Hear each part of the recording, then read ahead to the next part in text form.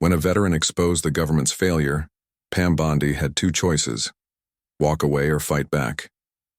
She chose the one no one expected. The Tampa Convention Center was packed. Rows of reporters, flashing cameras, murmuring onlookers. The tension in the air was undeniable. Pam Bondi stood behind the podium, polished as ever. Her signature blonde hair was neatly styled, her expression unreadable.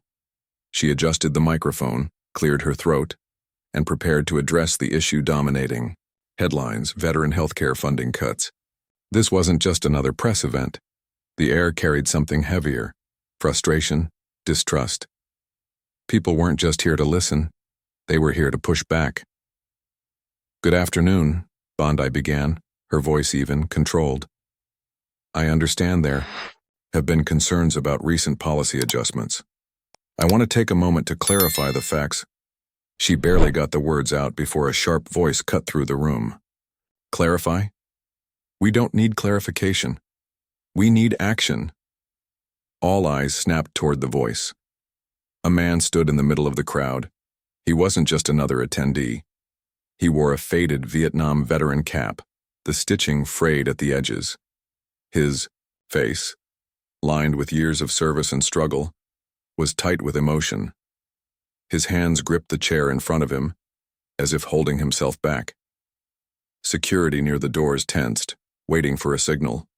Reporters leaned in, sensing a moment. "My name is Richard Lawson," he said, his voice firm but shaking with restrained anger. "Served 24 years in the U.S. Army, 2 tours in Iraq, 1 in Afghanistan. I came back and found myself fighting a different kind of war, the one right here, at home." The room was dead silent. "The VA won't return calls. My buddies can't get the care they were promised. And now you're telling us we need to cut back?" A few people nodded. Others muttered. The cameras zoomed in, capturing every flicker of emotion in his face. Bondi exhaled slowly. "Mr. Lawson, I respect your service. These decisions are never easy, and I assure you, I don't need your respect," he interrupted, his voice rising. "I need my brothers to stop dying in hospital hallways because of red tape." His voice cracked, but he pushed through. "You? Politicians love shaking our hands during elections," he said, his eyes locked onto Bondi's. "But when we come to you for help, suddenly there are budget constraints." A hush settled over the room. Even the reporters stopped typing. Bondi tightened her grip on the podium. For the first time, her composed mask wavered. Her eyes flickered toward her staff, who were already exchanging uneasy glances. This was more than a tense exchange. This was a reckoning. Then, instead of deflecting like everyone expected, she did something no one saw coming. She stepped away from the podium. Not much, just enough to make it clear. She wasn't going to hide behind it. She met Richard Lawson's eyes. "You're right," she said. A murmur rippled through the crowd. "We do a lot of talking," she continued, her voice steady but lower. "But I want to hear your reality right now. Tell me exactly what you and your fellow veterans are dealing with." Lawson hesitated. He hadn't expected her to actually listen. He rubbed his fingers over the stitching of his cap, then took a deep breath. "I had a friend, Mike Davidson, Marine, served in Desert Storm," he said. "A year ago, he started having chest pains. Nothing too bad at first, just tightness here and there. He went to the VA. They told him it was stress. Sent him home with ibuprofen." The room was silent except for the clicking of cameras. Lawson swallowed hard. 2 months later, he collapsed in his kitchen. His wife found him. Massive heart attack. Turns out it wasn't stress, it was a blocked artery. But because he was just another name on a waiting list, he didn't get the tests he needed, didn't get the surgery he needed. And now he's dead. A sharp exhale came from somewhere in the audience. Someone whispered, "Jesus." Lawson's voice hardened. "That's one story. You want more? I've got plenty, like my buddy Ray. Vietnam vet, lost his leg in '68. Last year he got an infection in his prosthetic socket, went to the VA. They kept him sitting in the waiting room for 8 hours. By the time they saw him, The infection had spread. They had to take the rest of his leg. The weight of his words crushed the room into silence. Pam Bondi didn't move, didn't flinch, and then she made a decision, one that would change everything. Pam Bondi took a slow breath, absorbing every word. The weight of the moment was undeniable. She could feel the eyes on her, the tension thick enough to cut. She had a choice. She could fall back on carefully crafted talking points, dance around the issue like so many politicians before her, or she could step into the fire. She stepped forward. "Mr. Lawson," she said, her voice unwavering, "I won't stand here and pretend that anything I say right now will erase what you and your brothers have been through." Lawson narrowed his eyes, arms crossed. He wasn't letting her off easy. "But you're right about one thing," she continued. "This can't just be another press conference full of empty promises. And I won't insult you by giving you one." A murmur spread through the crowd. Reporters sat up, cameras zooming in closer. "I can't fix the failures of the past overnight," she admitted, her gaze locked onto his. "But what I can do is start fixing it now." Lawson tilted his head, skeptical. "Yeah? And how exactly do you plan to do that?" Bondi reached for the microphone, pulling it from the podium. "By cutting through the red tape today." The room stirred, a few gasps from the audience. No one expected her to go off script. She turned to her staff, her tone sharp and direct. "I want a full list of every veteran currently caught in backlog cases. I want them on my desk by tonight." Her chief aide shifted nervously. "Ma'am, I didn't ask if it was possible," she cut him off. "I said I want it done." The shift in the room was immediate. Some skeptical glances, others hopeful. Bondi turned back to Lawson. "Give me your number," she said. "You'll be the first call I make once I've gone through that list. And if your friend Ray is still stuck waiting, I'll personally see to it that he's treated this week." Lawson's expression flickered. Anger, disbelief, something else. For the first time, he seemed caught off guard. "You're serious," he said, almost like a challenge. Bondi nodded. "Dead serious." A long silence. Then, Lawson reached into his pocket, pulled out a slip of paper, and scribbled down his number. He walked up to the podium, placed it in front of her, and stepped back. "I'll be waiting," he said. Bondi took the paper, held it for a moment, then looked back up at the crowd. "This is just the start," she declared, her voice firm. "Hold me accountable, every single one of you." A beat of silence, then someone clapped, then another. A ripple of applause spread through the room, hesitant at first, then growing. Even some reporters nodded, murmuring amongst themselves. For the first time that day, Lawson's expression softened, just a little. The press conference was over. But for Bondi, the real work was just beginning. As the applause faded, Bondi turned to leave, but Lawson's voice stopped her. "I'll be waiting for that call, Bondi. Don't make me chase you down." She met his gaze. "You won't have to." With that, she walked off the stage, her staff scrambling to catch up. The weight of what just happened pressed against her shoulders. This wasn't just a press conference anymore. It was a promise, and she knew breaking it wasn't an option. Back in her office, the atmosphere was different. No rehearsed briefings, no staged talking points, just stacks of reports and a team that suddenly realized they were about to be tested. Her chief of staff, Mark, dropped a thick folder onto the desk. "That's the latest backlog from the VA office. More names will come in through the night." She flipped through the pages, dozens of names, each one representing a veteran caught in bureaucratic limbo. Each one another story like Lawson's. "This is bigger than one speech, Pam," Mark warned. "You just put yourself on the hook for something people have been trying to fix for years." Bondi didn't look up. She was already scanning the list, marking names, looking for Lawson's friend, Ray. "I don't care how big it is," she said. "We start with one." Hours passed, calls were made, messages were sent, names were moved up on priority lists. By midnight, she had what she was looking for. She picked up her phone and dialed the number Lawson had handed her. It rang once, twice. Then a gruff voice answered. Yeah? Mr. Lawson, she said. It's Pam Bondi. I told you I'd call. Silence. Then a slow exhale.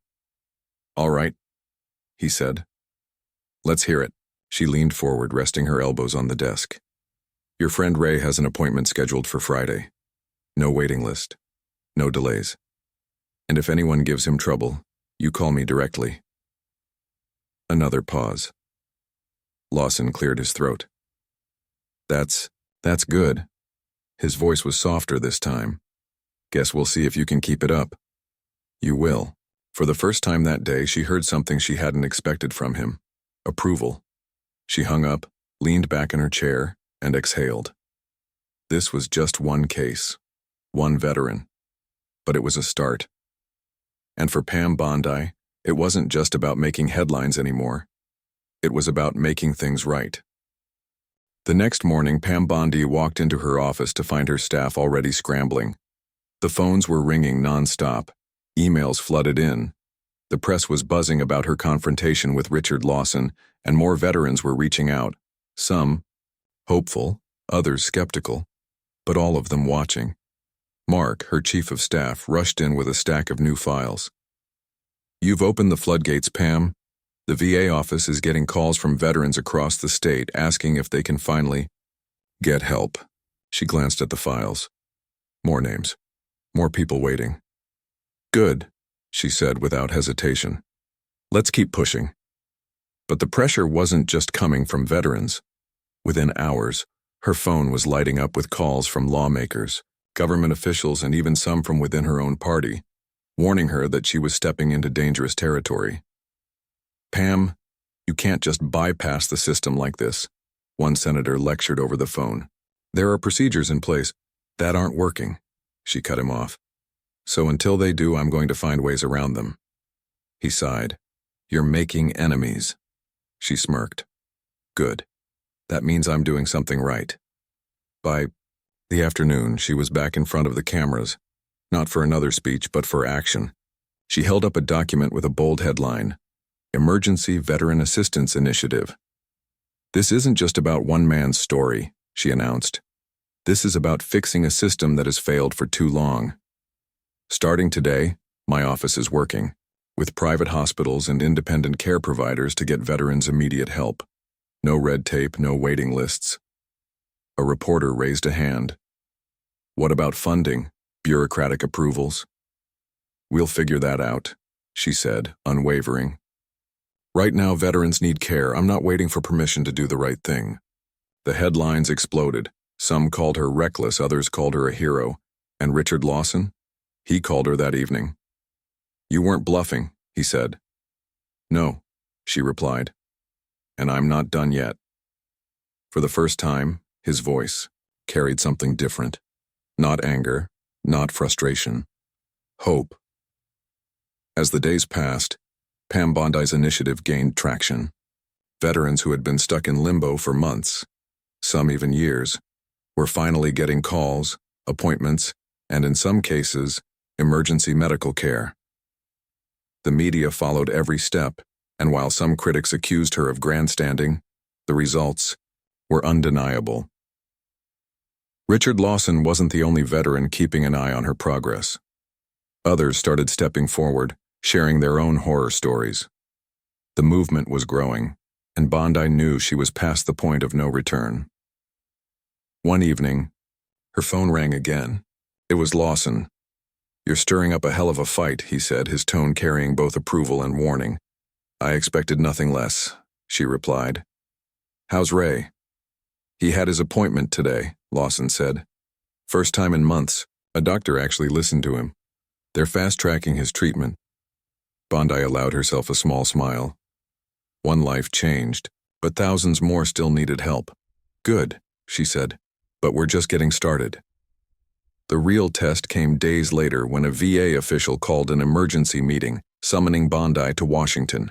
She walked into a room filled with high-ranking officials, most of them looking at her like she was an unwelcome guest. One bureaucrat cleared his throat. Ms. Bondi, we need to discuss the disruptions caused by your recent actions. She leaned back in her chair. You mean getting veterans the care they were promised? The official adjusted his glasses. We understand your concerns, but you must realize that proper channels exist for a reason. Bondi leaned forward, locking eyes with him. Tell that to the families who've lost loved ones because of your proper channels. A tense silence settled over the room. Another, official older, more cautious, interjected. What exactly is your endgame here, Ms. Bondi? She didn't hesitate. My endgame? That no veteran ever has to beg for basic care again. Some officials exchanged uneasy glances. Others shifted in their seats. One of them, a younger woman, who had been silent the whole meeting, finally spoke. What do you need to make that happen? Bondi exhaled. Finally, the right question. Cut the red tape. Reallocate funds where they actually matter, and hold the people responsible for these failures accountable. The woman nodded slowly as if weighing her options. We might be able to work with you on that. Bondi smirked. I'll believe it when I see it. As she walked out of the room, her phone buzzed. Another text from Lawson. You keep this up and you just might fix the damn system. She typed back. That's the plan, and for the first time in years, change didn't feel like an empty promise. It felt like a fight worth winning. The battle had only just begun. Back in Florida, Pam Bondi's office was working overtime. The phones never stopped ringing. Veterans from across the country were reaching out, desperate for help. Some were hopeful, others skeptical. But one thing was clear. She had struck a nerve. Mark, her chief of staff, stepped into her office late one evening, dropping a thick file onto her desk. You might want to see this. She opened it, scanning the pages. Case after case of veterans who had been ignored, denied, or buried in bureaucratic nonsense. But one name stood out. Michael Davidson. She looked up. Lawson's friend. Marky nodded. I did some digging. Turns out his case was mishandled not just once but multiple times. His wife filed a complaint after he died. The VA buried it. Bondi's jaw clenched. Not anymore. The next morning, she held a press conference, standing before a sea of cameras. She held up a copy of Michael Davidson's file. This, she said, her voice steady but sharp, is what failure looks like. The room went silent. Michael Davidson served his country. He fought for his fellow Americans. And when he needed his country to fight for him, it failed. The system failed. And this isn't just one case. It's happening everywhere. She let the words hang for a moment, before continuing. I've spoken to Michael's widow. She's agreed to stand with us in demanding real accountability. This isn't about politics, it's about people, our veterans, who deserve better. The headlines exploded. National news picked up the story. Social media ignited. Veterans and their families flooded her office with support. But with that support came backlash. Calls from D.C. increased. Lawmakers were growing nervous. Lobbyists weren't happy. Even some within her own party warned her to tread carefully. Then, the threat started. Anonymous emails, phone calls, warnings that she was playing a dangerous game, that she was stepping on the wrong toes, but Bondi didn't flinch. Late one night, as she reviewed case files, her phone buzzed. It was Richard Lawson. You all right? He asked, his voice rough but laced with something that almost sounded like concern. I'm fine, she said. Just another long night. He grunted. Heard you called out the VA on national TV. Figured it was time, she replied. Pause. Then, you keep pushing like this and they're gonna come for you, Lawson warned. Not just the politicians, the ones who make real money off this broken system. You ready for that? Bondi stared at the stack of names in front of her. Yes, she said without hesitation. Lawson let out a slow exhale. Then you're a hell of a lot braver than most, she smirked. Or just stubborn. He chuckled. Same thing sometimes. As she hung up, Bondi knew she was in deeper than ever. The fight wasn't just about veterans anymore. It was about exposing the rot inside the system, no matter the cost, and she wasn't backing down. The pressure mounted quickly. Within days of her press conference, the blowback was fierce. Political figures she had once called allies now distanced themselves. Bureaucrats sent polite but firm messages urging her to work within the system rather than against it. Lobbyists for private healthcare groups, many of whom profited off the dysfunction at the VA, began whispering that Bondi was getting in over her head. She didn't care. One afternoon, as she sat in her office reviewing yet another stack of veteran complaints, her phone buzzed. It was a restricted number. She hesitated for a second before answering.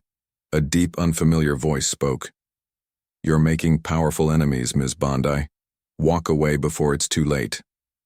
Then the line went dead. She stared at the phone, her grip tightening. She had expected pushback, but threats?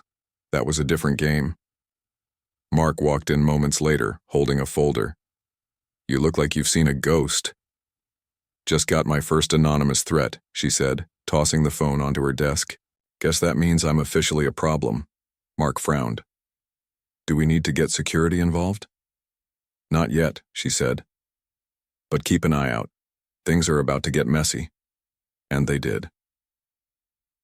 That evening, a major news network ran an expose questioning her handling of state funds, digging into her past cases, trying to paint her as an opportunist rather than an advocate. Some called her reckless, saying she was turning veterans into political pawns. Others hinted at corruption, suggesting her connections to private donors might be fueling her crusade. Bondi turned off the TV, sighing. "They're playing dirty." "Richard," Lawson called shortly after. "You see the hit piece?" "Oh yeah," she said, rubbing her temples. "Didn't take long, did it?" Lawson chuckled, but there was no humor in it. "That means they're scared, and when people like that get scared, they come out swinging." "Let 'em," Bondi said. "I'm not stopping." Lawson went quiet for a moment. Then, "You really mean that, don't you?" "Yeah, Richard," she said firmly. "I do." The next morning she doubled down. She released internal documents exposing exactly how long veterans were waiting for care. She provided case studies of lives lost due to inaction, and she called out specific names, officials who had ignored complaints, hospitals that had turned veterans away, and politicians who had voted against reform while claiming to support the troops. The political world exploded. Some rallied behind her. Others sharpened their knives. Then came the tipping point. A whistleblower from inside the VA came forward, backing up everything she had said, and more. At a press conference, Bondi introduced the man, a middle-aged VA administrator with tired eyes and a worn-out suit. "My name is James Calloway," he said into the microphone.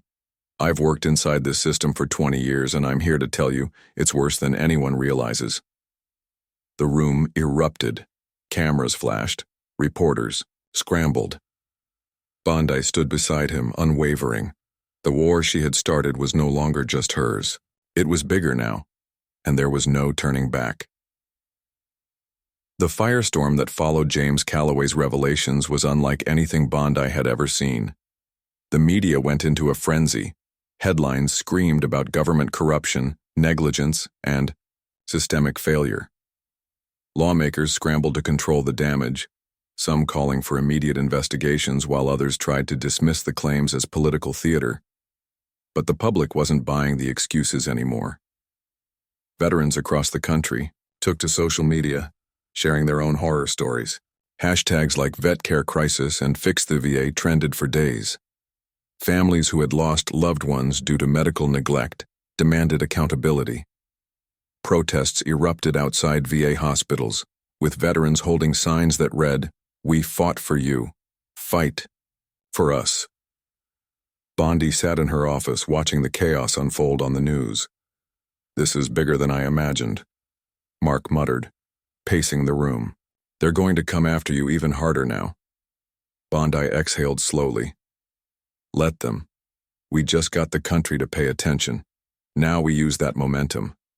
But Washington had other plans. A congressional committee announced an emergency hearing on VA healthcare, and they wanted Bondi there. Not as an expert, but as a target. "They're setting you up," Lawson warned when she called him later. "They want to put you on trial, make you the problem instead of the system." "I know," Bondi admitted. "But I'm going anyway." "Why?" he asked. "Because if I don't, they'll say I'm all talk." And I don't just talk, Richard. I fight. He was silent for a long moment. Then a quiet chuckle. You really are something else, Bondi. The hearing was brutal. Senators grilled her, some questioning her credibility, others accusing her of grandstanding. One congressman sneered, Ms. Bondi, you've made quite the name for yourself stirring up controversy. But do you actually have a plan to fix anything? Bondi didn't flinch. She leaned forward, her voice calm but sharp. Senator, the real question is, do you? Because veterans have been dying under your watch for years, and all I've seen from this committee is excuses. The room went silent. Cameras zoomed in. Some senators shifted uncomfortably in their seats. She wasn't playing their game. She was rewriting the rules. Then, James Calloway dropped the bombshell. I have documentation, he said, pulling out a thick folder. Emails, internal reports, whistleblower complaints, all showing that officials were aware of these failures and did nothing. Gasps echoed through the chamber. Some senators exchanged panicked glances. Bondi seized the moment. This isn't about politics. It's about real people suffering while bureaucrats cover their backs, she said, her voice unwavering. Either we fix this now or more veterans will die. And I will not stop until that changes. The hearing ended in chaos. Reporters swarmed Bondi and Calloway as they left. Questions flew at them. Will there be resignations? Are criminal charges coming? What's next? Bondi just smiled. Accountability, she said simply. That's what's next. And for the first time in decades, Washington realized this fight wasn't going away.